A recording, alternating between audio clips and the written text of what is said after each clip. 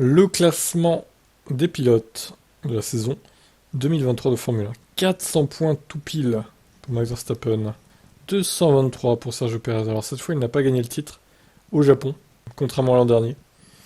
Ça sera sûrement pour le sprint du Qatar. Alors Lewis Hamilton est troisième à 33 points de Perez. Alors, intéressant ça. Bon, ça fait encore plus d'une victoire d'avance pour Perez, mais c'est pas si énorme en vrai. S'il continue de faire de la merde comme il fait actuellement, Perez, attention à lui. Hein. Hamilton a 16 points d'avance sur Alonso. Bon, Alonso il est en perte totale de vitesse. À mon avis, les pilotes Ferrari vont revenir dessus d'ici la fin de la saison même. Sainz n'est plus qu'à 24 points. Sachant qu'il reste encore 3 sprints plus 6 Grands Prix, comme vous le voyez là. Ça fait quand même beaucoup de points à prendre encore. Donc attention, Alonso, il peut sombrer 6ème, hein, ça se trouve. Hein. Peut-être même 7ème si... ouais, non, 7ème, ça paraît... Norris, il est loin quand même. Norris, il est loin. D'ailleurs, je vois que derrière les Ferrari, qui sont donc à 150 et 135 points, Norris est à égalité avec Russell. Intéressant.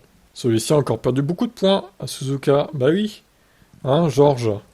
Ça va pas du tout, George, à ta saison. Hein. 75 points de retard sur Hamilton, c'est énorme. C'est l'équivalent de 3 victoires à 0, quoi. Bon, Piastri est un peu loin de Norris.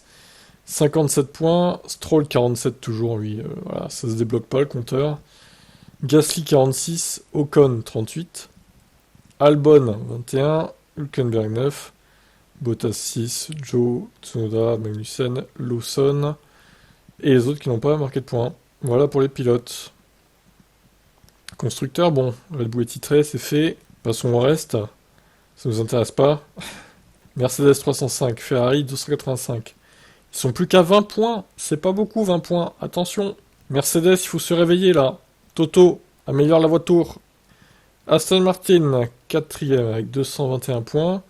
Attention à McLaren aussi qui a repris de gros points Aston Martin là. Ils sont plus qu'à 49 points.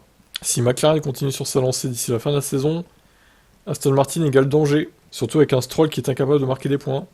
Alpine 6ème, bon ils sont totalement esselés en 6ème place eux.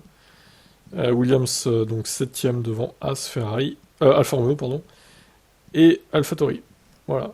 Voilà pour ce qu'on pouvait dire après ce Grand Prix du Japon. Bon, c'était pas le plus passionnant. Après, il y a eu pire hein, cette saison, je dirais. C'est pas la pire course qu'on ait vécue, même si évidemment c'est toujours le même qui gagne et ça c'est chiant.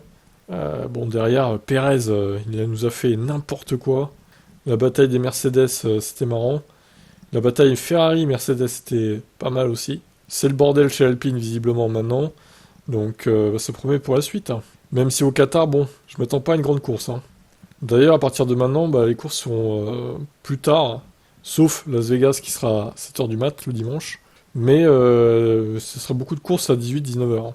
Voilà, bah écoutez, on se retrouve demain pour la suite des actus, comme d'habitude. Pensez à vous abonner si c'est pas fait. Il y a aussi la chaîne TBF1 de Mercedes News, qui est disponible si vous voulez vous abonner pour les news de 100% Mercedes. Ciao.